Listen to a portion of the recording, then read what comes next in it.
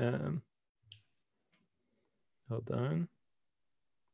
Hi, you are live and I can hear you. Oh, we are. We're on Facebook? Oh, I don't know. Right. Might be on Facebook. It's I don't going. know. I didn't it's know going. that. Yeah. Okay. I'll get it in the various groups and stuff. Yep. Okay. Thanks, Lex. Okay, so we're going to start on time because when we start on Facebook Live, it's important to start on time because people are out there watching us on multiple levels. I'm Dan Libenson. I'm the co-host of the Judaism Unbound podcast, and my colleague Lex is here somewhere. And I am just going to say a couple of words, and then I'm going to turn this over to Tova Birnbaum from the Palo Alto JCC. I'm just welcoming you to what is a event that was supposed to have taken place live at the Palo Alto JCC, and for obvious reasons has now moved here to Zoom and Facebook. And it, in some ways, is the first event that we're doing from what we're calling Jewish Live, which is a new initiative that we're putting together with lots and lots of partners in the Jewish world to create a hub for Jewish live streaming activity. So right now it's a Facebook group. In the days to come, it's going to become a website and other tools. And we're really excited to have this as the first and certainly not the last example of some new live streaming Jewish content that goes beyond streaming services and some of the wonderful music things that have already been happening. So it's a new world, and this is a grand experiment, and we're really excited to have you all here with us. So with that, let me turn it over to my colleague Tova Birnbaum at the Palo Alto JCC just to give a few words of framing since this was an event that was supposed to be there at the Palo Alto JCC. Hi, everyone. Shavua Tov. Yes, this program was supposed to happen at the Ashman Family JCC. I'll just introduce myself. I'm the Director of Jewish Content. And what we really try to do is architect the Jewish future. That is the series that this session was supposed to be part of. And architecting the Jewish future is also using opportunities, technological opportunities that we have. So we're very grateful for Juan Mejia and Dan Libenson for being flexible and moving everything online. And we're very excited about the content we're about to experience. And I want to wish you all enjoy. Great. So I'm learning here how to do some of the little background things here. So I'm not sure exactly if I'm getting myself on. I see that there's a little bit of a delay on Facebook, but I'm going to hope that it's basically working. So I am now just going to introduce this event a little bit. So again, I just want to say I'm Dan Libenson, and I am the co-host of the Judaism Unbound podcast. And we're really thrilled to welcome Juan Mejia to be our speaker and our guest today. This is part of a program that takes place at the Palo Alto JCC called the Architects of the Jewish Future series, in which we have been bringing some of the guests on the Judaism Unbound podcast that we feel are some of the most interesting and have some of the most profound ideas that really make a difference for the next Jewish future that's coming up. And we've had a number already that have spoken at the JCC. And this week it was supposed to be Juan Mejia, who we really believe, and I always am quoting as one of the most profound interviews that I had on the Judaism Unbound podcast that really changed the way that I think about a lot of things. And we're really excited to share Juan and his wisdom with the larger community and now with the much larger community out in the world. So let me just say a few quick words about Juan, and then I'll allow him to maybe add to that a little bit. But Juan Mejia grew up in Colombia, the country, not the university, and he grew up Catholic and discovered at a certain point that his family had Jewish roots. And through a number of experiences and going from one place to another, he ended up converting formally to Judaism and then becoming a rabbi in the conservative movement. And when he came back to the United States, he started to say, well, how can I share what I was able to receive with the community of people like me who are living in Latin America and perhaps elsewhere, and who also discover that they have Jewish roots, and that maybe they don't have the resources. They don't really, Juan talked on the podcast about they're just not being really able to get any Jewish books in Colombia. So he started to teach Judaism in Spanish on the internet. And this was 10 years ago, before any of what we're experiencing now. And he had a lot of amazing discoveries in doing that, which we thought that we wanted to talk about at the Palo Alto JCC this week, just to reflect on this question of what is the power of the internet in terms of the potential that it brings new people to become Jews. It brings Judaism to new people. It has all kinds of power to help us reimagine who may be a Jew, who is a Jew, who might become a Jew, who is a Jew in a certain way, all of those questions.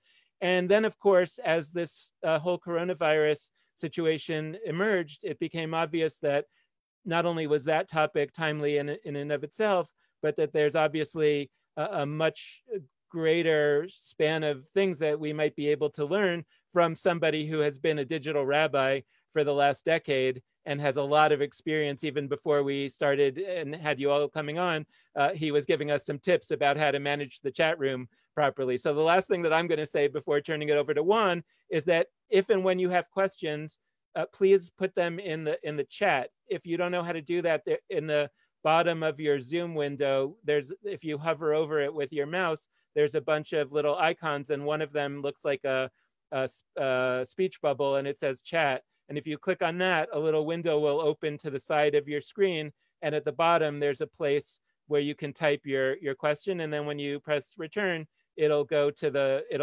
into, and we'll be able to see it. And so Juan is going to talk for a little while.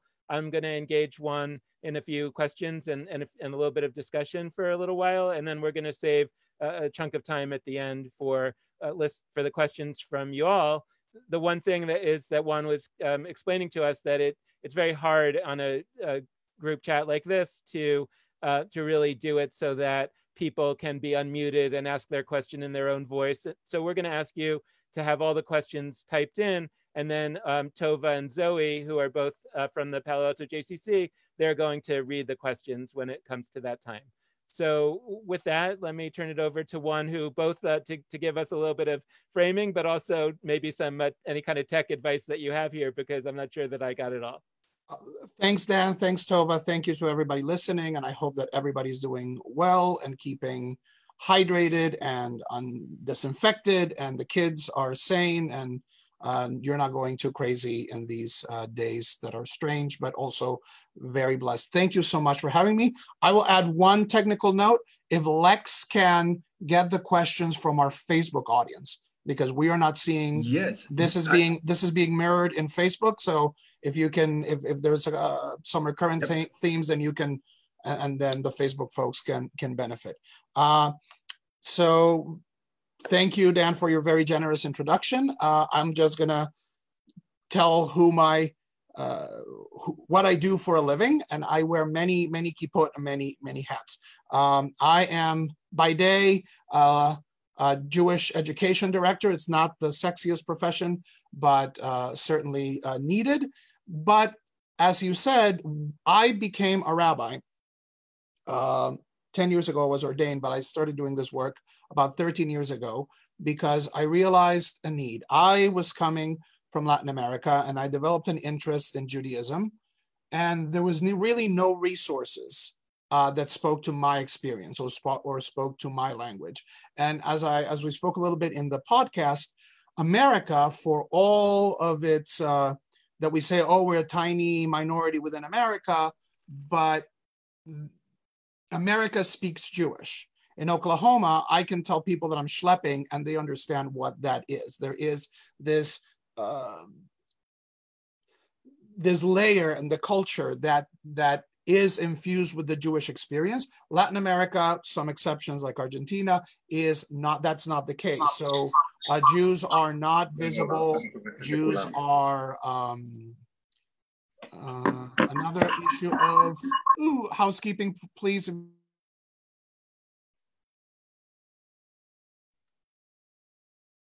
I am old. I can't multitask. I unmuted you. Okay, as well as I can do. So I realized that there was a lot of interest in Judaism, but there was a great issue of accessibility. Imagine the following scenario. Whether you have a family tradition that there might have been some Jewish in your background, or you just, for some reason, you saw a movie, you read a book, you read Yehuda Amichai, you traveled to Israel, and you fell in love with the Jewish people. And you're living in the middle of the jungles in Brazil, or in a small city in Colombia. There is no synagogue. There is no Yiddish club. You can't just go to a bookstore and purchase Chaim Potok novel or Rabbi Telushkin's Jewish literacy. There's nothing. There's nothing. So at that time, which 13 years ago, the internet was still not the behemoth it is today. There was no Facebook and there was no YouTube. People were hanging around in fora and Yahoo groups and started asking questions. And I was then a rabbinical student with a clear project. I really wanted to help people that found themselves in the same situation. And out of necessity, and that is a word that I want you to highlight in your minds, necessity. Out of necessity, I started. I'm not a tech guy. I'm 43, so that makes me an exennial. I'm not native to the internet. The internet is not my native language. I am not up to date. Everything that I know because of trial and error and experience. But for the past 13 years, I have been interacting with people, mostly in Spanish, but also with communities across North America and Europe. And I have,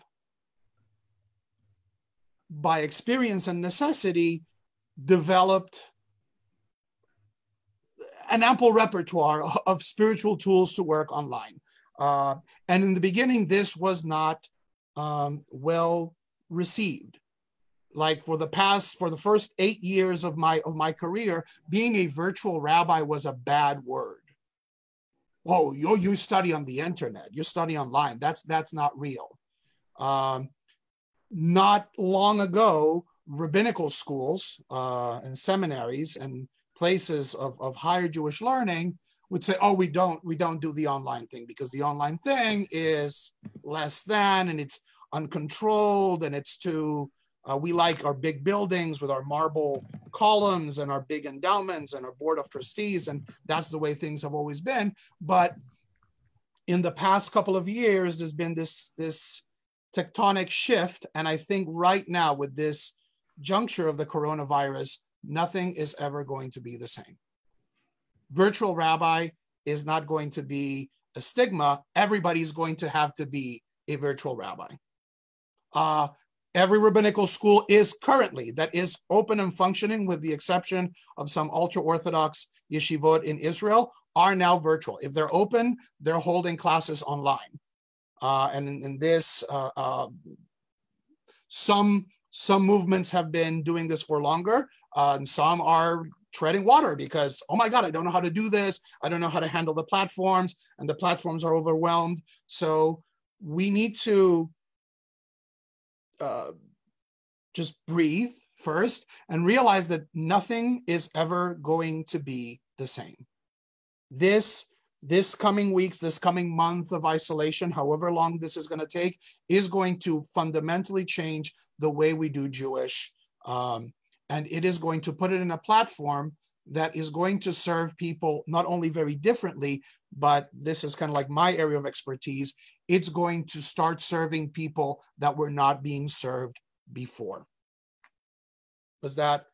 Oh, so. Yeah. And can you tell us a little bit more about that? I mean, can you give us some examples of what you've experienced up till now, and like how what you've just described manifests, how the I don't know, it's not quite the medium is the message, it's the medium is the people. I don't know how to give us some sense of how that actually happens. So I'm going to give you kind of like the prehistory. One of the hats I wear, I am one of the rabbis in residence of Bechol Hashon. Bechol Hashon is a nonprofit. It's based in San Francisco. We study, celebrate, and promote ethnic and racial diversity within the Jewish people.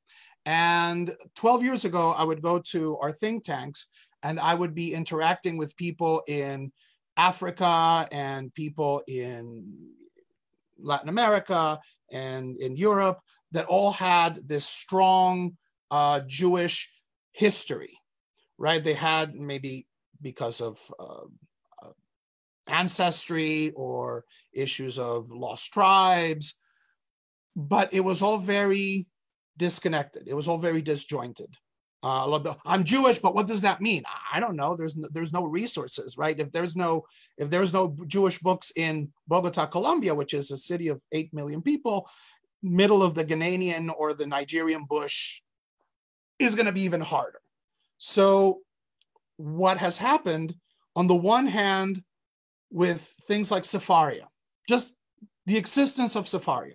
If you don't know Sefaria, it is a website that has an increasing number of Jewish texts with a number of translations every time, and people can add their own translations, so it's a collaborative effort. The entire Jewish library, if you read English, and we'll get to issues of language later, but if you read English, all of a sudden, everything is open to you. So there's an issue of accessibility. And people are, oh, this is what Judaism is. Wow, this is interesting. I like this. And then rabbis start doing blogs and start doing videos. And that's the second point, which we were discussing before we went live, which is the issue of intentionality. Right now, most of the work that has been done virtually has been done kind of accidentally.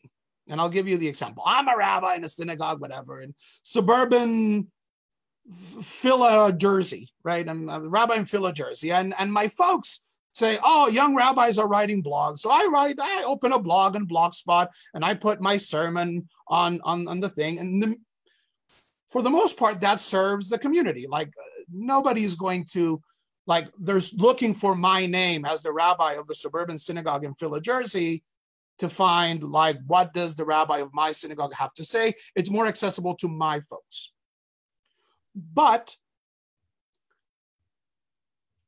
that blog that was thought initially just for my small circle of people has global impact.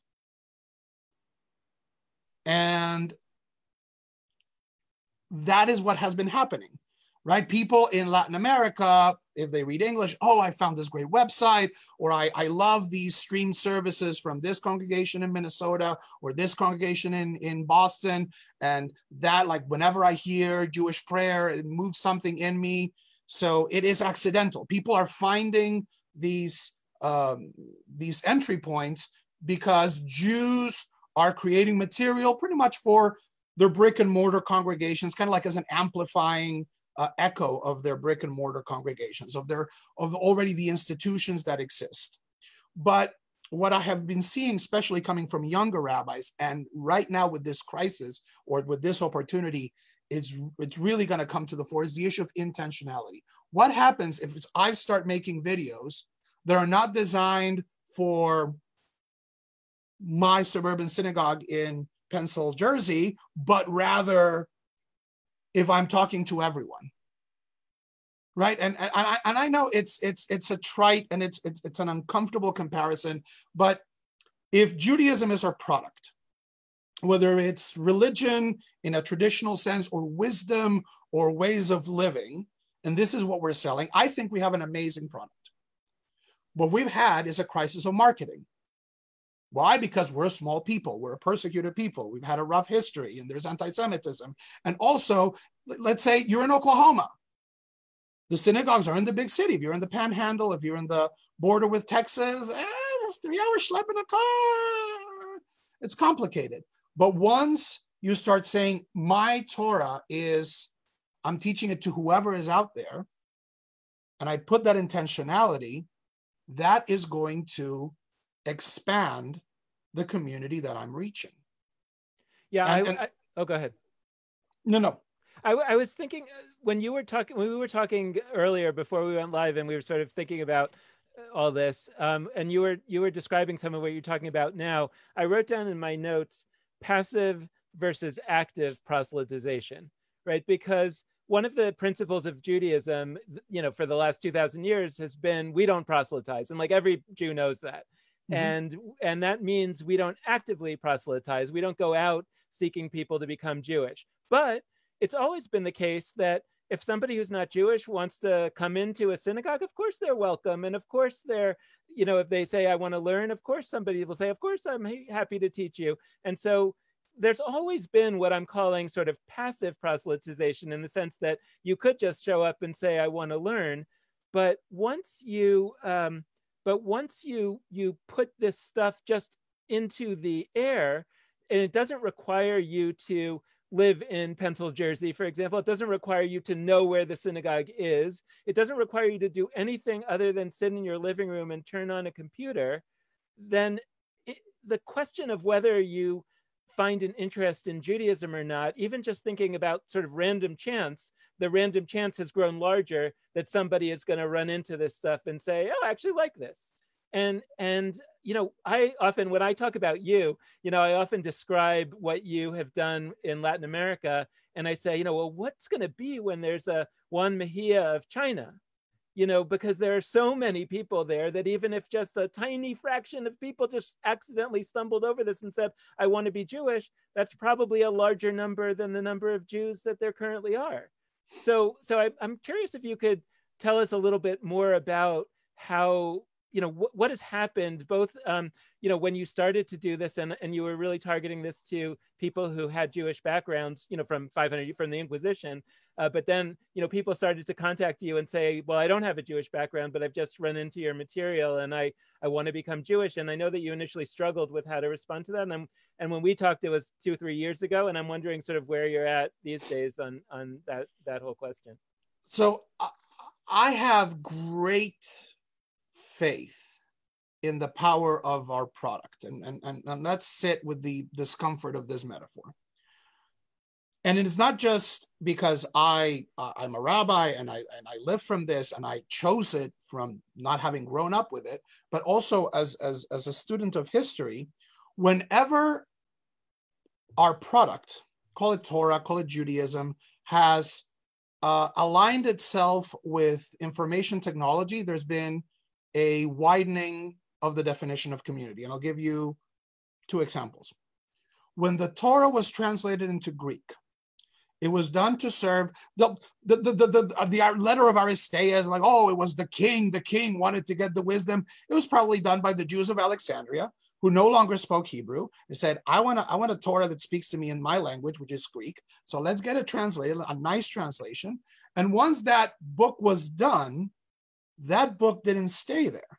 That book traveled, and it created hundreds of thousands of converts all around the Roman Empire, all around the Eastern Mediterranean, even into Rome itself. People were connecting with this hot book that was coming out of Alexandria, the Torah, and many people in the Jewish community are like, well, this was not meant for them, but it was the Pharisees who said, wonderful. And it's even so much so that the Gospels complain that the Jews are going all over the world, converting people right and left. But that was prepared by a revolution in technology, which is the Septuagint. The Bible in Greek created the conditions for the Jewish community to grow exponentially around the end of the Second Temple period.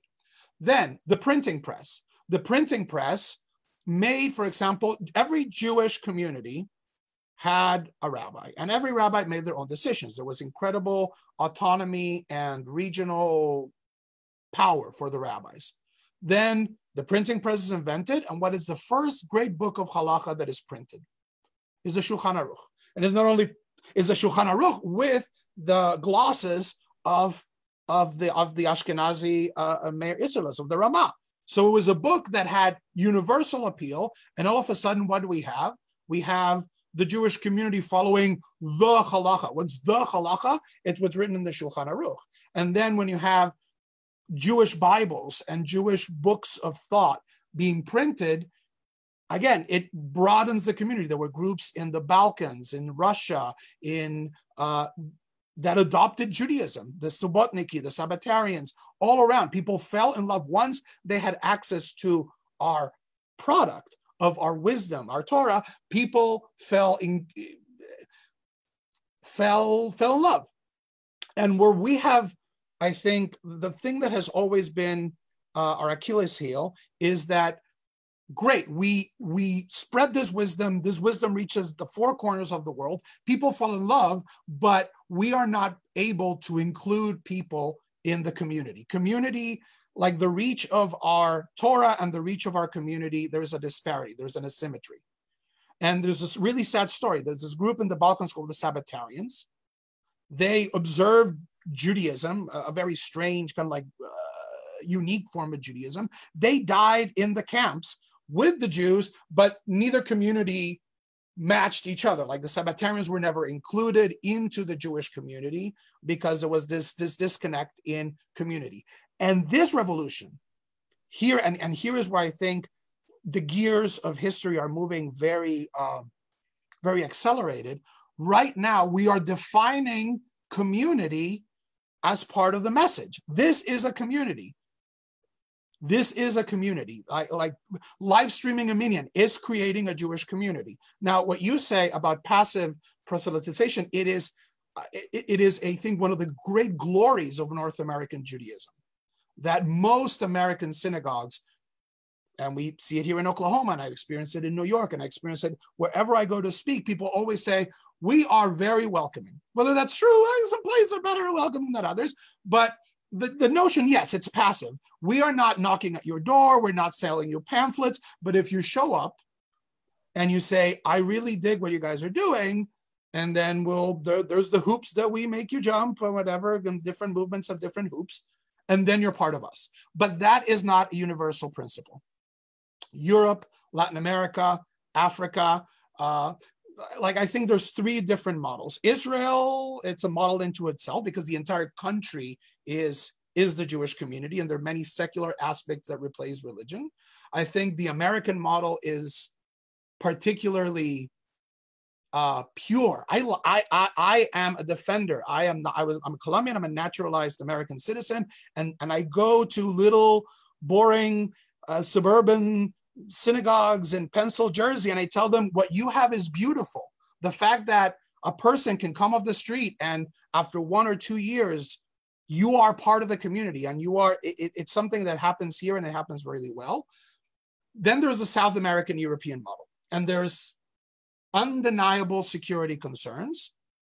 But the reason I had to go to the internet was because synagogues down south of the border don't behave this way. And there might be access to Torah, but there's no access to community.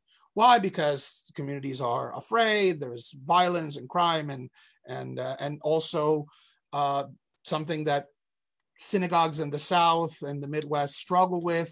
There's a lot of people that come from messianic movements, and then they come and they start talking crazy, and then it's complicated. It's some of these communities are so small that they would not be able to, and I, again, hate this language, but that's the language they use, digest. Like we are a particularly specious and heavy piece of matzah that is so hard to digest, but the sociological reality is true. Communities try to preserve kind of like their way of life, and if there's a giant influx from the outside, that balance is offset. But right now, what I'm seeing is a lot of communities in Latin America are starting to live stream, and they're not as careful in their live streaming as they are in their physical brick and mortar security.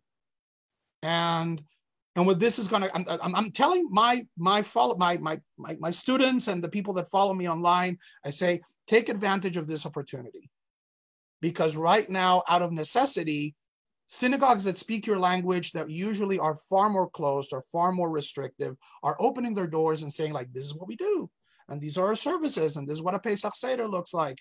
And this is going to be an incredible learning opportunity. And I'm optimistic that if people are sincere and have pure intentions, a lot of them might be able to get a foot in the door and say, look, I know you don't know me from Adam. I live 3 hours away from you. I live 6 hours away. I live in a different country, but I am really moved by what you do. And in whatever way you are building community, I am now a part of that community. Help me. Is this going to lead to millions and like the numbers game, the Carl Sagan billions and billions of Jews? I don't know.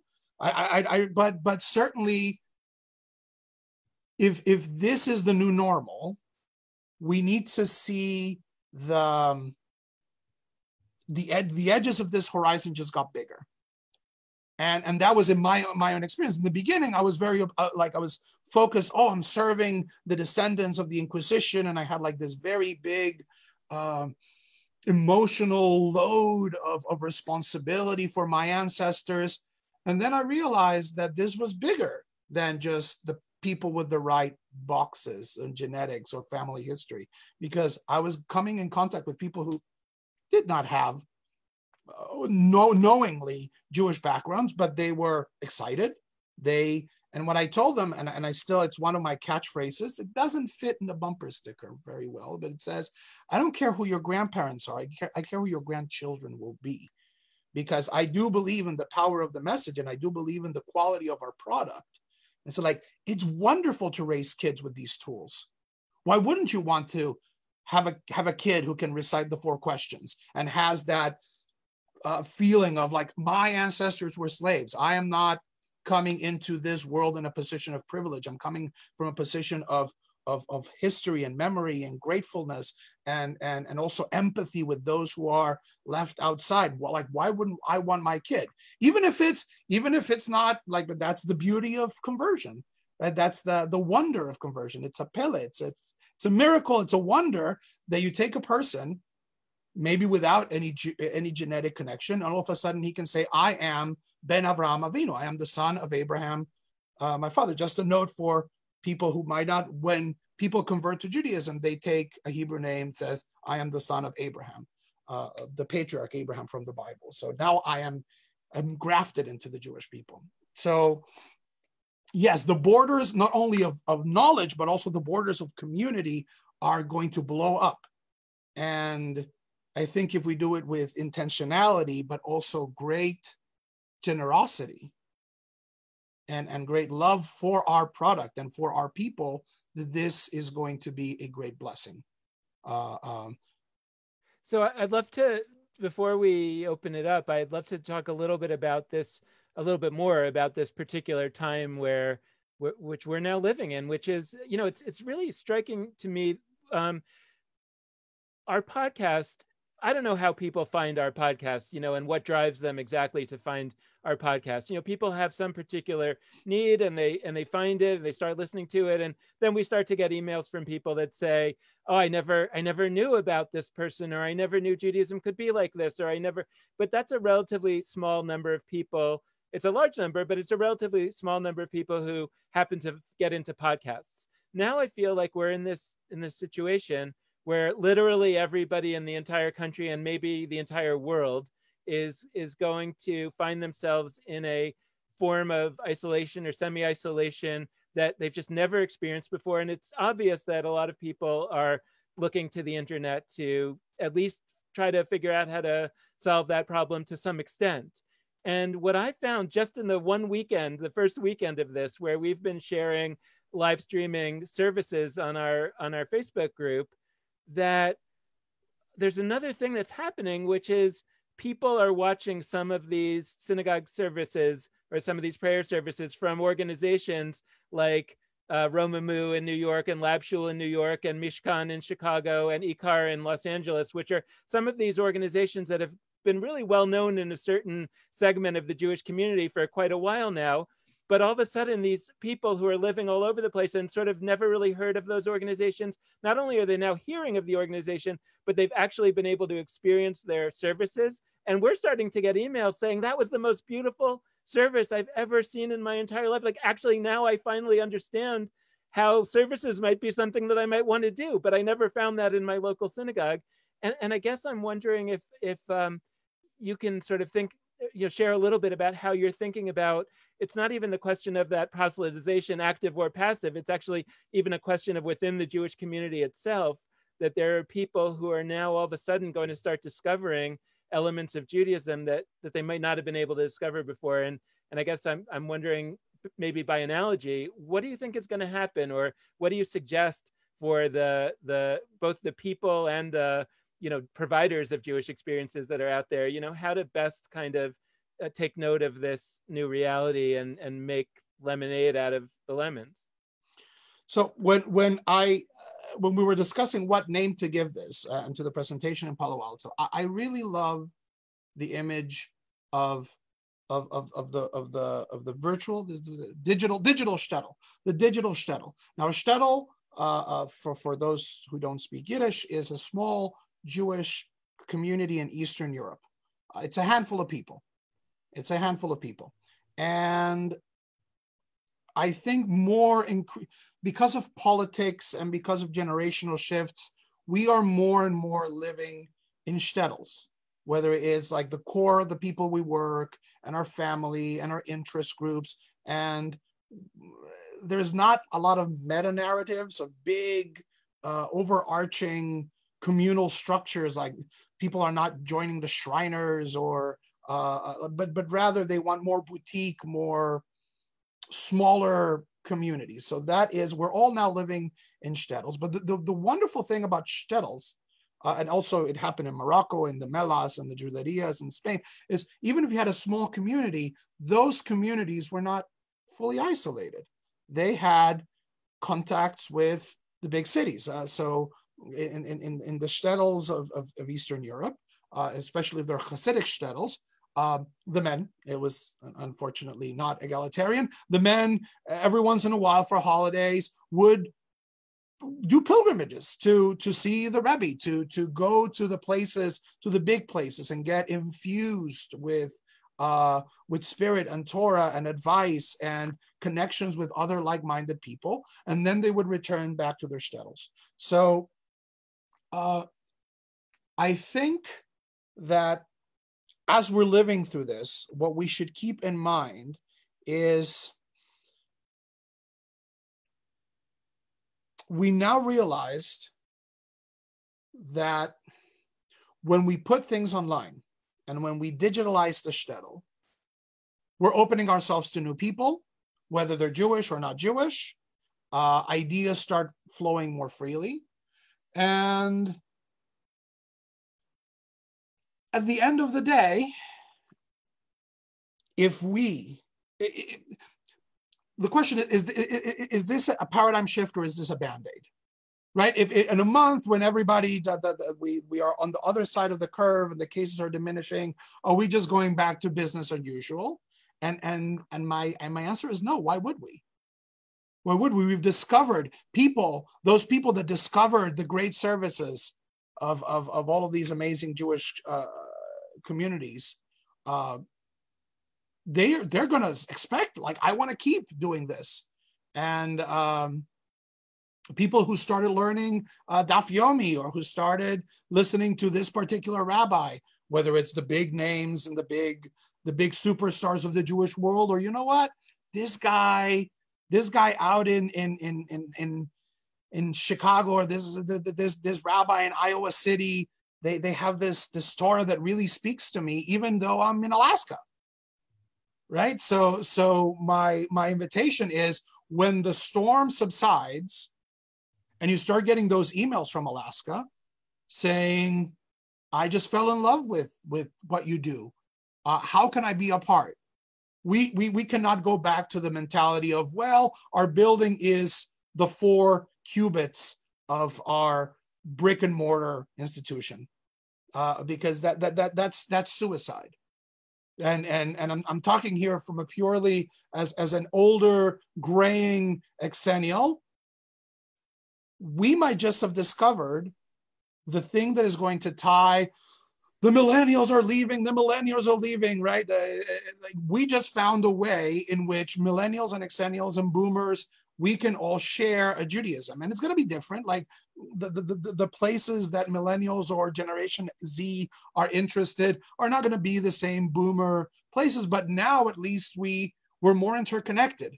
We are not two shtetls that don't talk to each other, because we have the shtetl of institutional brick and mortar Jewish life with big plaques and big board meetings and mahogany desks and two flags on the bima, and that's kind of like the model of this generation. And the generation of Judaism Unbound and podcasts and videos and little chavurot that get over for Shabbos, and we, because of this emergency, we've discovered that there's still a lot of commonality, and that as the older generation gets, because of age and because of emergencies like this, gets more homebound, this is where we need to talk. So let's not forget, like this is going to be a scary time. It can also be kind of a dream state, Hayinu kecholmim, where we're like dreamers. This is very weird. There is this particular literary device of the plague.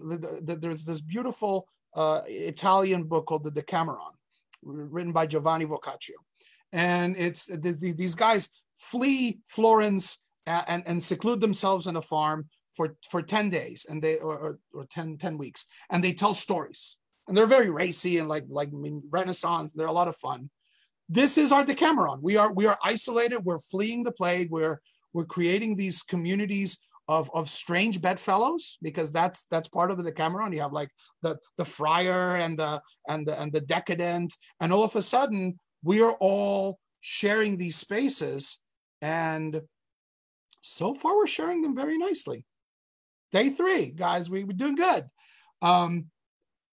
Let's not forget this. In a month and 2 months, when we survive this and we overcome this, and we start getting those emails from Alaska, and Yikar and Mishkan get like, I don't know, I'm this guy in rural Mexico, and your drash just, how can I be a part of you?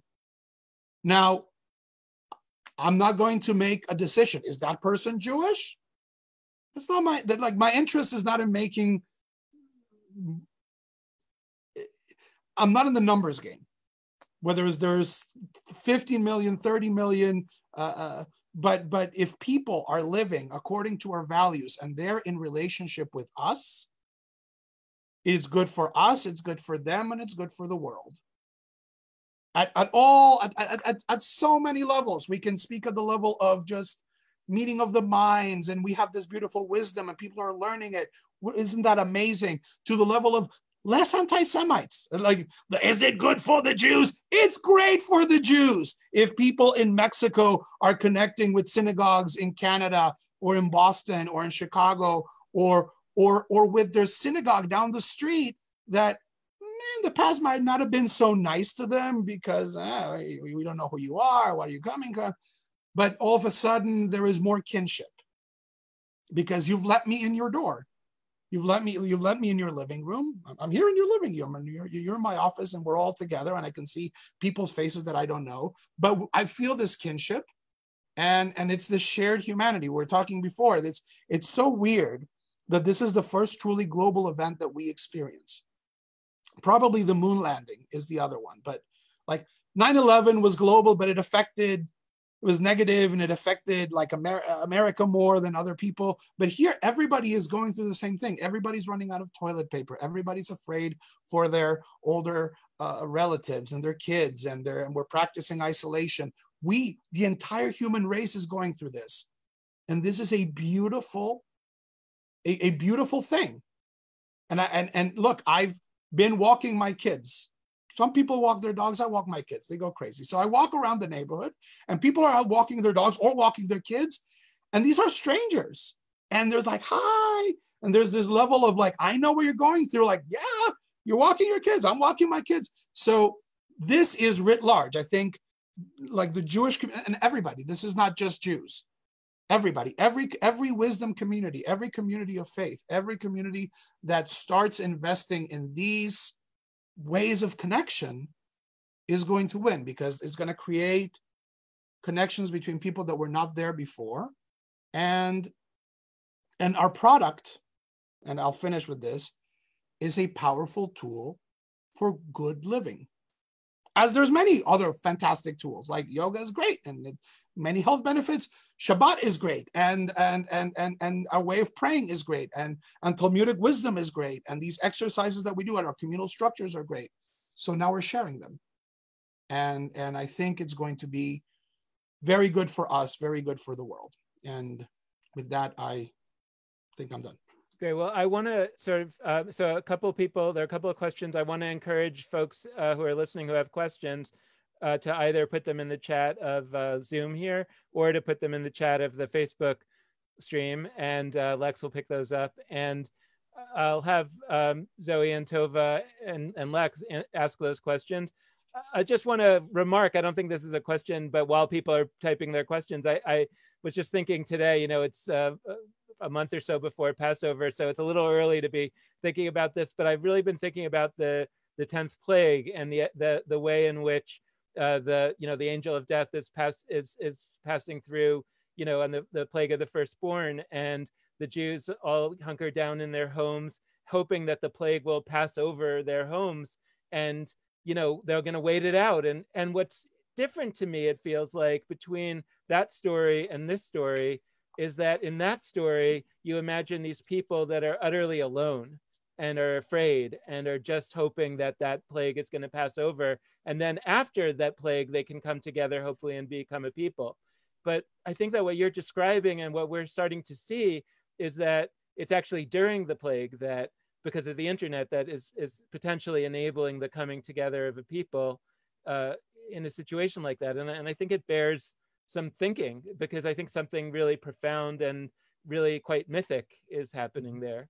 So Tova, Zoe, I'd love for you maybe to ask the questions that you have on your, and then we'll take it from there. I'll go first. Hi, everyone. This is Zoe.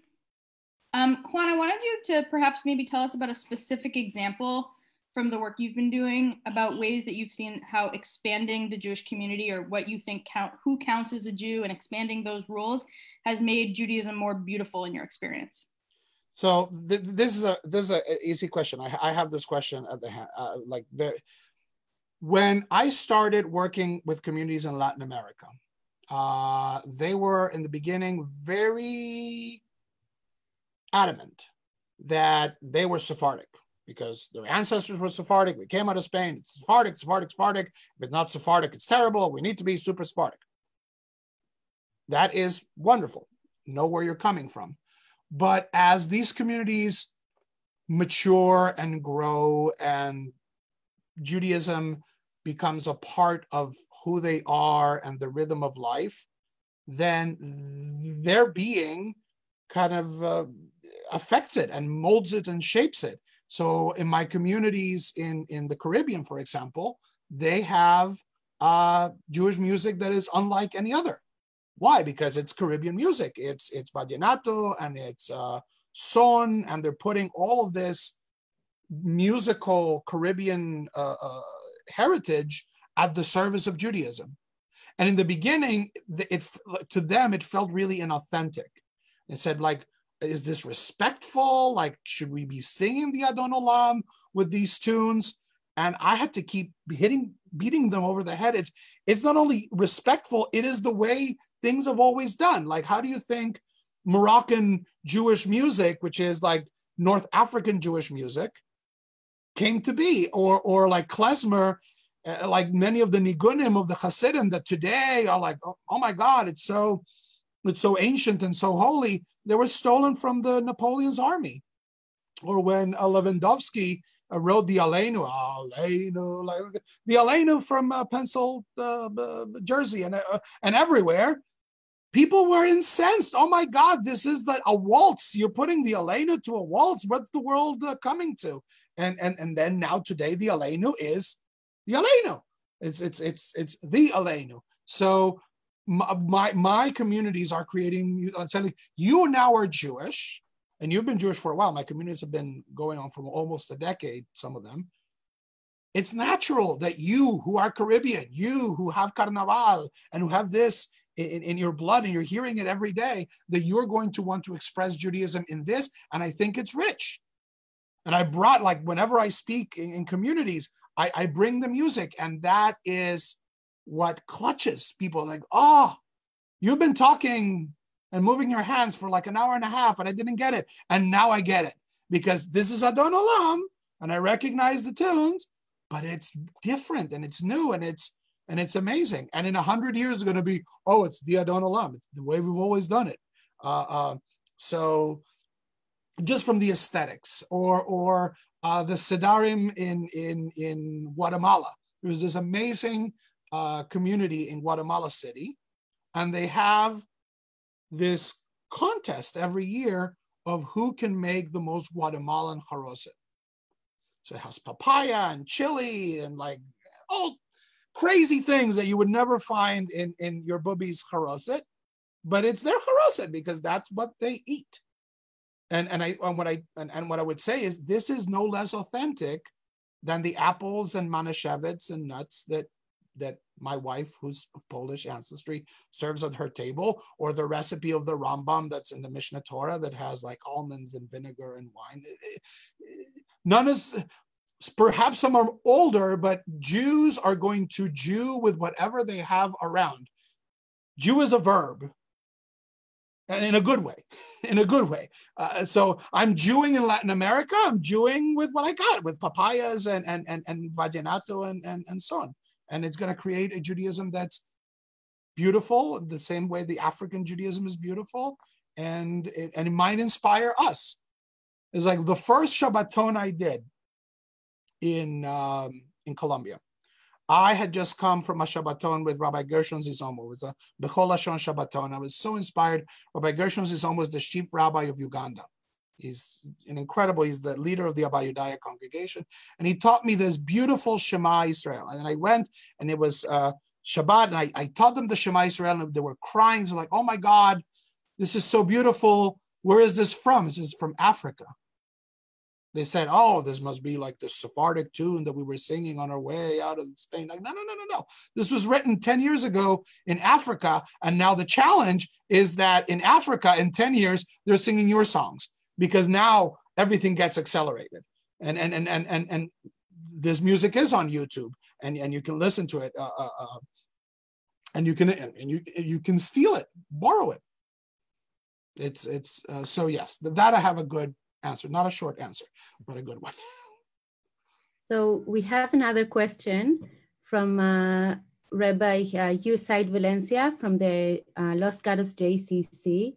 And like many of us, we are part of the leadership of Jewish institutions and are really looking for relevant opportunities through the internet. And Hugh is just asking about practical advice. You've been doing this for 10 years, so you probably, Juan, have a lot of experience.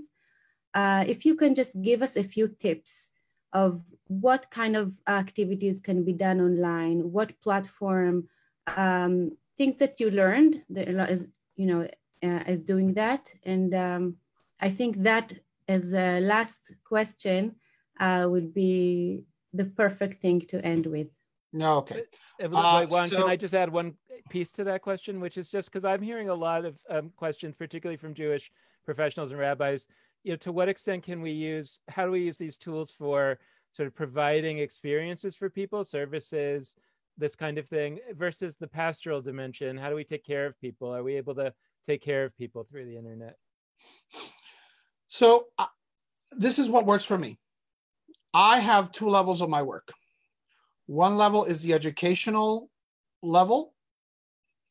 And my best advice is be consistent. It's like if synagogues only had Shabbat once a month, and this time it's Thursday, and this time it's Sunday, and this time it's Saturday, you're not going to be, people's attention span and the algorithms of Facebook and YouTube are too complicated. Like, I'm not a tech guy, but what has worked for me is kovei tim la Torah, like make available times for Torah. If you're going to have a virtual thing, consistency more than just like bombarding people with like, I'm making a gazillion posts all over the place. Like, you know what? No, you know that you can find me here Thursdays from 6 to 7. And it becomes like the time when you, in many ways, in the age of like binging, we're going back to like the old TV model works. Like, oh, my show's on. And yes, this is all going to be recorded. So for the bingers, they can watch it later and they can catch up. But this experience of, oh, I'm signing up when the rabbi is around. You do not know how many people. And I know they're crying because, and I don't tell me how I know because they're typing. So it's like, you're the first rabbi I could get to speak to. And it's just like making myself available. And I'm not changing their lives, just like I'm making myself available for people that are in the distant periphery or even in the close periphery. This level of intimacy, right? Like millennials that, oh, I've never seen the rabbi in his living room. This is not my living room, this is my office, but like, this is what my house looks like. And then the kid walks in and is covered in chocolate, like that level of just be consistent, determine spaces, and find what your community needs. If your immediate, and here is where we scale everything back down. When we were thinking global, now let's go back to your synagogue in Pennsylvania, Jersey. What is it that you need? What is it that people want to learn? What is it that is it a conversion class? Is it Bible? Is it Hebrew? Is it contemporary Israel topics of interest? Find what your community needs. Chances are other people around the world need it, and they will find you. And they will find you. So be consistent. And that is the, I would say, liturgical / education. For the pastoral, I do all of my pastoral work on WhatsApp. And this is why. I get anything between 80 and 100 questions, prayer requests on my WhatsApp every day. I don't type that fast with my thumbs. Again, old guy. But the beautiful thing about WhatsApp is that there's the voice feature. And with that voice feature, they hear my voice. It's more personal. And it's like, you just told me that your brother is in the hospital. And I ask, well, what's his name? Okay, I'm going to give you a Mishaberach. And some of these people don't even know what a Mishaberach is. I'm just talking in Hebrew. I'm saying Avraham, Yitzchak, Yaakov, and I'm saying Adonai. And like, oh my God, this is the most beautiful prayer I've ever read. Is that ideal? No, but this is the beautiful thing about like human voice or just the human face. We're one step away from being face to face. They're like this, and of course I can't be sending videos. My data plan would explode. But audios, that is a wonderful way for rabbis to be involved. And I know that Americans don't do WhatsApp. I don't know what's the deal with, like, the Americans don't do WhatsApp. Israelis do WhatsApp. Everybody in Latin America, everybody in Europe does WhatsApp. But there's the possibility, or Telegram. Telegram is even better than WhatsApp, but people are not using it yet that much. The possibility of just hearing my voice, and because my voice conveys emotion. Like, I am truly sorry. I have done 4 vidui on WhatsApp. 4, like, vidui is, so when somebody's dying, it's like Jewish last rites. And they send me the voice of someone who is dying in the hospital. And for some reason, a lot of these places in Colombia or Latin America don't have good bandwidth, so we can't like talk on the phone. So they just send me like, Rabbi, this is what he's saying. Like, I'm afraid, I don't want to go. And then I just say like, I'm with you. And they hear my voice, and these are the words. And we're gonna say Shema together. And I say Shema, and like the family sends me the guy saying Shema, and they die. And this is what made me a believer. In the beginning, I was skeptical too. I was like, this virtual rabbi thing, like, I'm doing it because of necessity, because I can't be. everywhere at once, but like when I did my first videos, like there is the possibility for true spiritual connection, mentorship, and direction, long distance. And I do believe that text is not enough. Text is powerful. Text is for learning, wonderful. Sefaria is great, and Daf Yomi, but you do need the human voice, and you do need. I rely a lot on video, and people know me. I've gone to Colombia, like, Rabbi Juan, like, I don't know you. Who are you? Like, oh, I see your videos. Like, great. So again, I'm not a tech guy, but these are the two tools that have worked for me. I see, as just one little question, Tova, that there's questions about the 23andMe. Science is proving what we as Jews have always known, is that humans are one big family. And people are doing all of these genetic tests and they're finding, oh, I'm like 1% Jewish, 2% Jewish. I think there's a lot of that. But if I'm not interested in Judaism as a wisdom or as a path, my 2%, 3% Jewish genetics is not gonna, like, what I'm telling people is you're sanctifying a choice by saying like this 1% Jewish means something to me. You are deciding with your choice. There's no genetic determinism that you have like 1% or 0.5% of Ashkenazi or Sephardic DNA does not make you a Jew. The fact that you are deciding to take that 1% and saying like, this is, I'm curious. Let's see what this means. And oh my God. For some people, it's like, oh, it's so boring. It's in a foreign language and the crazy little hats and the rabbis moving their hands so much. Not for me. But for some people, like, oh my God, this is what I've been wanting. Let's realize one thing. 1 in 2 Americans, this is what the Pew Report says. And the Pew Report, everybody knows, is Sinai. It was brought, Moses brought it down from the mountain. 1 in 2 Americans changes their denomination or their religion between cradle to death. From cradle to grave, Americans, there's a 50% of religious migration. Now, a lot of this is intra-religious migration or from a religious perspective, concerning turn towards secularization. The fastest growing religion in America is none, or spiritual but not religious. But also, we are in a market of people who are looking for meaning. Before the coronavirus, 10 years before the coronavirus, people are looking for meaning. And I think we have a lot of meaning. Our meaning is pretty good meaning. Our meaning, I wouldn't say it's the best meaning, but it's pretty good meaning. And we've been doing this for a long time. We're really good at getting the meaning. So I think the future is bright. Demographically, ideologically, connectedly, I think this will bring good things.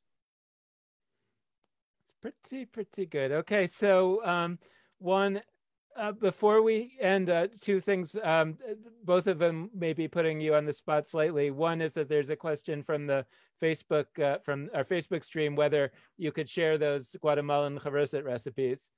They look for them, the Hadassah magazine. 10 years ago, Hadassah was ahead of the curve. Hadassah magazine 10 years ago did a beautiful presentation in this community. So if you put Hadassah magazine, Guatemalan charoset, and you Google it, you're gonna get the Guatemalan charoset. Okay, looks like Lex is on that. The second question, this is more on the spot and totally cool if no, but would you be willing to teach us that African Shema? Sure. It's in you can find it in the CD is the first CD that the Abba Yudaya published, and I think also it's in Rabbi Shizomu's CD. Shema Yisrael Adonai Echad. Shema Yisrael Adonai Echad. Shema Shema Shema Shema Shema Yisrael, Shema Shema Shema Shema Shema Yisrael, and then you put like the harmonies, and it's beautiful. If you put Abba Yudaya, Shema Israel, you're going to find different versions. It's on Google. And if you want to see shameless self-promotion, if you Google Madeira Adon Olam on YouTube, you're going to find the music from my community. And I think you're really going to dig it. Okay, well, we're gonna. I think Lex is working on that. We're gonna have all these notes in the Facebook comments, and we're figuring out all this technology. But we'll make sure to make all of that stuff available. Juan Mejia, I just want to thank you again. I really profoundly believe that the work that you've done over the last decade is you know, as Mordechai says to Esther in the Purim story, perhaps for this moment, you were brought to this place, you know, and maybe all of that work is really putting you and everything that you know at the disposal of something much bigger. And so we're really grateful for all the work that you've done, that you'll continue to do. And I hope this won't be even our last conversation during this coronavirus period, because I think there's a lot more that we have to pull out of you. So thank you so much. Glad to be of service, and just reach out. The people are going to be reaching out. They're afraid. And you're here and they're here, and you're not going to catch the coronavirus from them online. So stay healthy and stay happy and stay hopeful. And that's from us also to all of you. And thank you so much to the Ashman Family JCC in Palo Alto for making this all happen. And stay tuned. We are planning, hopefully sort of starting on Friday, and certainly by next week, to have a lot of live content like this as many hours of the day as we possibly can. So stay tuned, share Jewish Live with all your friends, because that's where everything's going to be streaming, and more to come. So stay healthy, everybody, and thank you so much for being a part of this. Thank you, everyone. Stay healthy. And we at the Jewish Content Department at the Palo Alto JCC are working on transforming all our pre-Pesach activities to online Seder preparation and actual Seder online and all that. We hope that by Pesach, we're all back to normal, but we just want to be prepared. So please stay tuned, go to the Oshman JCC website, and everything will be there shortly. Thank you so much for joining us. Thank you, Juan. Thank you, Dan. Have a good week.